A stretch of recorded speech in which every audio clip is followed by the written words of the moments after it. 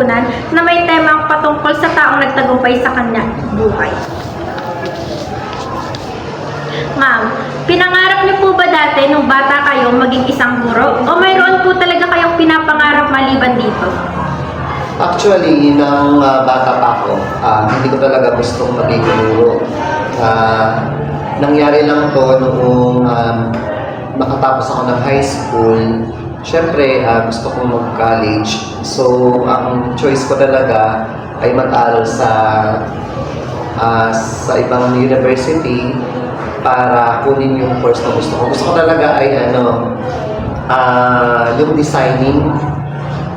Tapos dahil nga mas malapit ako dito sa Inverga, ay ang offer noon ay yung education. So, kaya sabi ko, sige, mag-education na lang ako. Bukod po doon, wala po kayong naiisip na di ba po, ang gusto niya po ay maging designer. Hindi niyo po naisip na ipagduldulan po yung gusto niyo kasi yun po talaga yung gusto niyo, ayun po yung pangarap niyo. Bakit po hindi niyo po naisip na ayun po yung kunin yung kurso? Sabihin niyo po sa mga magulang niyo na ma, ito po yung gusto ko. Bakit hindi ko po kayang kamitin ito? Kasi nung panahon na yun, dahil nga malayo kami kumbaga, nung panahon na yun kasi parang takot pa ako na yung mapalayo sa family ko. Kaya dahil ang malapit nga na school ay itong Inverga, mas pinili ko na rin na maging kunin yung education. So dati kasi mahihain nga din ako kaya hindi ko pinangarap maging teacher. Pero nung nandun na ako, parang nagustuhan ko na yung pagiging teacher, yung pagkuha ng education nung nag-aaral. Ngayong isa na po kayong guro, ano pong pinagdaanan nyo upang mapagtagumpayan po ito? Maraming pinagdaanan talaga kasi ang buhay naman talaga natin, di ba? Hindi naman ganun pare-pareho tayong may kaya sa buhay. So maraming experiences, lalo na nga sabi ko sa inyo na hindi ako ganun ka-active, kumbaga mahihain kasi ako talaga noon nung nag-aaral ako.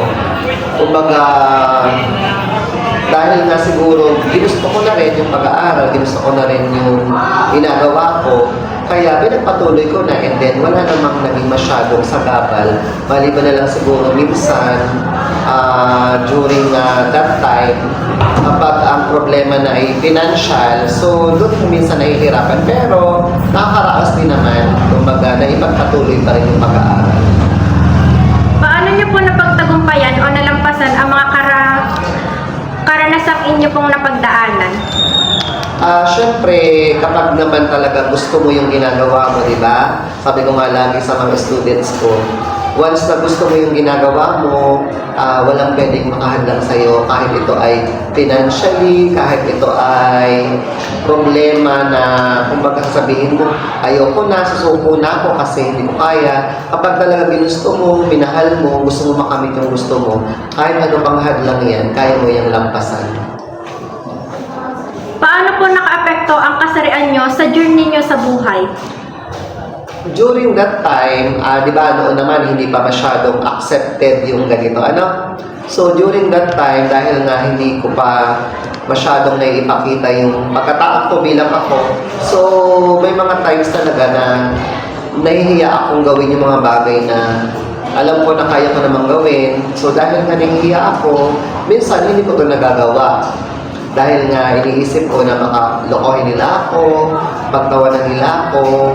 Pero habang lumala ko naman, dahil nga sa mga kaibigan ko na rin, sa mga nakakasama ko, and then dahil na rin siguro sa pagtanggap sa akin ng family ko, ay di nagkaroon ako lalo na lakas ng loob para ipakita sa lahat na kahit ganito ang kasarian mo, basta nagagawa mo yung gusto mo at wala ka namang naataka na tao, bakit mo hindi itutuloy yung gusto mo, di ba?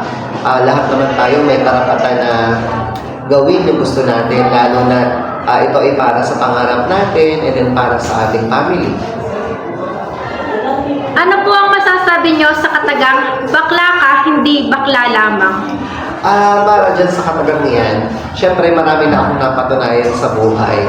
So masasabi kong bakla ako at hindi bakla lang. Kasi ang isang bakla, alam naman natin sa panahon ngayon na marami ang naitutulong sa lipunan. Marami ang nagagawa, so maraming talento na pwedeng ibahagi ang isang bakla. So ibig sabihin, hindi mo sasabing bakla ka lang, bakla ka at may magagawa.